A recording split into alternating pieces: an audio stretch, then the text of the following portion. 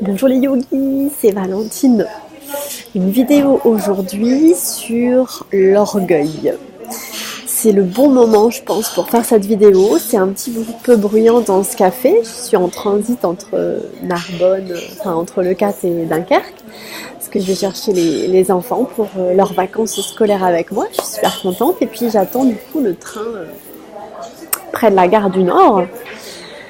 Et ça fait plusieurs mois maintenant que je voulais faire cette vidéo sur l'ego et notamment l'orgueil qui je pense est une composante de l'ego, mais on va dire ego pour simplifier. Et c'est une petite sortie de zone de confort pour moi quand même, enfin, j'ai envie de dire une grosse sortie. Et hier j'ai eu l'occasion d'en parler avec mon amoureux hier soir.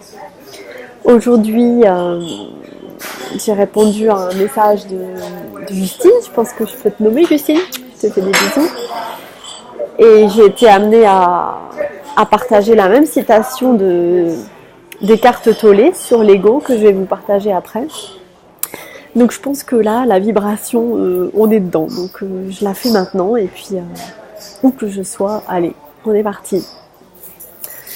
En fait, du coup, je voulais vous partager ça. Encore une fois, mon expérience personnelle, c'est sombre, voilà. Et je vais partir de mon expérience personnelle, encore une fois, pour aller clarifier des points. Et encore une fois, je n'ai pas la science infuse, c'est juste l'état de mes réflexions. En fait, quand j'avais 12 ans, je me suis aperçue que j'avais énormément d'orgueil. Je me suis aperçue que j'avais des pensées de supériorité par rapport aux gens. J'en ai déjà parlé un peu, je crois. J'avais l'impression que je me sentais différente des autres, que j'étais supérieure aux autres d'une certaine manière, peut-être que je réfléchissais plus vite, que j'étais plus intelligente, voilà, que je savais mieux faire, que j'avais raison et que les autres avaient tort, etc., etc. Donc je vous laisse imaginer que c'est tout noir, ouais. Je vous laisse imaginer que quand j'ai vu ça à l'intérieur de ma tête, je me suis sentie extrêmement mal. J'ai vu cette part d'ombre qui était en moi. Et waouh. Du coup, j'étais pas bien. Je voulais pas être cette personne qui pensait du mal des autres, parce que au fond de moi, intrinsèquement, j'étais gentille, j'étais une fille gentille, j'étais généreuse, j'étais aidante, j'avais beaucoup de compassion pour les autres. Je pleurais en voyant les infos à la télé, j'avais mal au cœur, je comprenais pas pourquoi il y avait tant de malheur dans le monde et tout, quoi. Donc j'avais vraiment cette ambiguïté en moi et cet ego qui me poussait à me dire que je voulais être devant les autres, je voulais toujours être la première dans la compétition, mais pas dans la volonté d'écraser les autres, mais dans la volonté d'être la première en fait. J'ai toujours voulu être la première dans tout. Et il y avait aussi une partie de moi qui voulait être au devant de la scène.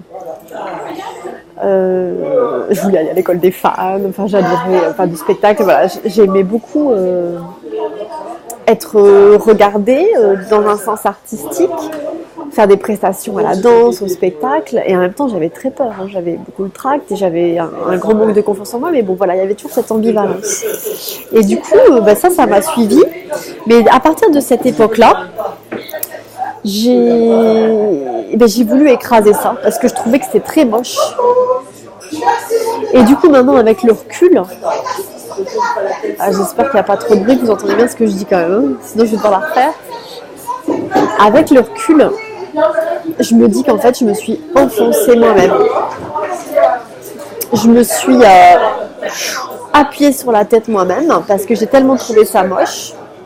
J'avais pas des pensées non plus horribles, hein. Avec le recul maintenant je me dis non mais ça va, parce que je veux dire c'était juste à l'intérieur, ça passait jamais, très peu, c'est jamais passé dans les paroles et c'est jamais passé dans les actes, enfin je ne pense pas. Donc ça s'est arrêté quand même au niveau de la pensée et tout de suite j'ai chanté ça, donc je me suis descendue d'un étage et même de plusieurs étages à l'intérieur de moi-même. Et je pense que je me suis mis sous la terre toute seule et je pense que c'est une des grandes raisons pour lesquelles j'ai été prise au piège d'un manipulateur. Parce qu'en fait, en voyant tout ça, j'ai beaucoup culpabilisé. Et je pense que c'est une des sources de la culpabilité que j'avais. Je dis j'avais maintenant parce que franchement, depuis ces derniers mois, depuis ces dernières années là, depuis ces derniers mois, je crois que la culpabilité, je crois que je vais dire ouais. Hein. Elle revient me voir de temps en temps, mais c'est incroyable le chemin parcouru. Bref, ne nous égarons pas. Donc je sais plus ce que je disais. Oui voilà, donc je pense que ça a été la source de la culpabilité. Et donc, voilà. Donc depuis, je vous passe les détails, mais bon, j'ai fait tout un travail sur moi-même. Et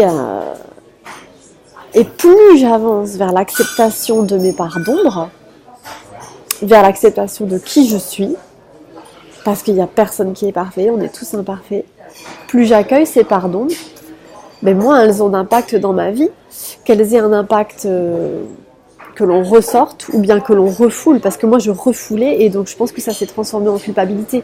On dit que la culpabilité c'est la colère sur soi-même. J'avais certainement la colère contre d'autres personnes, contre d'autres situations, d'autres choses, mais je devais certainement avoir de la colère sur moi-même à cause de ça. Culpabiliser d'avoir cette part d'ombre. Qui en fait, soit dit en passant, n'était pas une part d'ombre. Parce que quand on y regarde bien, la volonté d'être la première, le sentiment peut-être d'être différent, tout ça, ça peut être des qualités quand c'est pas dans l'excès et quand c'est bien accueilli et bien compris. Parce que ça peut tout à fait être la reconnaissance de sa propre valeur, la reconnaissance de sa propre identité, de sa propre unicité, parce qu'on est tous uniques, on a tous nos propres dons. Mais dans ce système aussi scolaire, on veut tellement tous nous niveler au même niveau, c'est tellement cette compétition.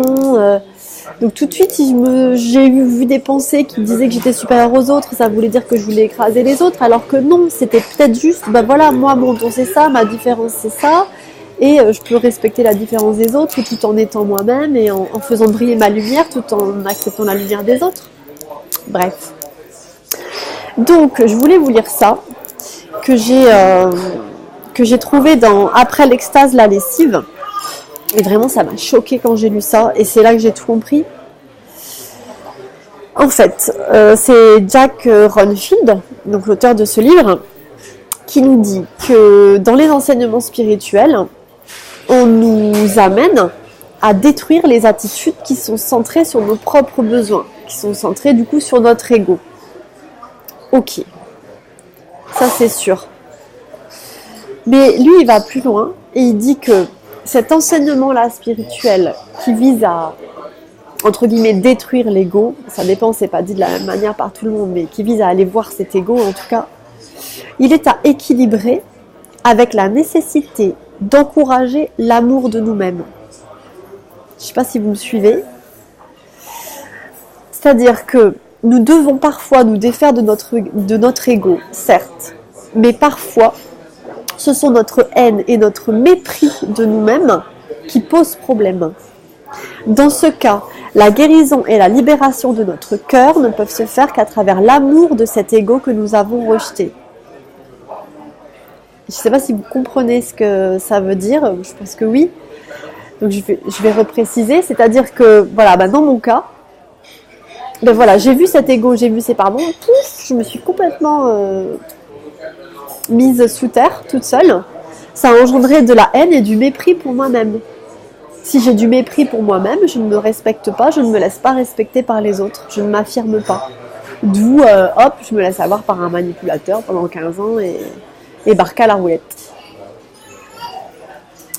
Et depuis que j'ai lu ça, j'ai continué ce travail d'amour de moi-même, mais pas d'amour de mes parties lumineuses, mais d'amour de mes parties obscures. Et le fait de faire ces vidéoblogs et d'en parler, parce que du coup j'ai commencé à en parler à pas mal de gens, non pas beaucoup, mais par exemple à mon amie Karine. Là j'en ai parlé hier soir à mon amoureux Alexandre. J'en avais déjà parlé à ma maman, je lui avais dit mon orgueil, j'avais commencé depuis plusieurs années quand même à le dire. Elle me disait mais non mais t'as pas d'orgueil, mais si, c'est parce qu'il s'est bien caché en fait.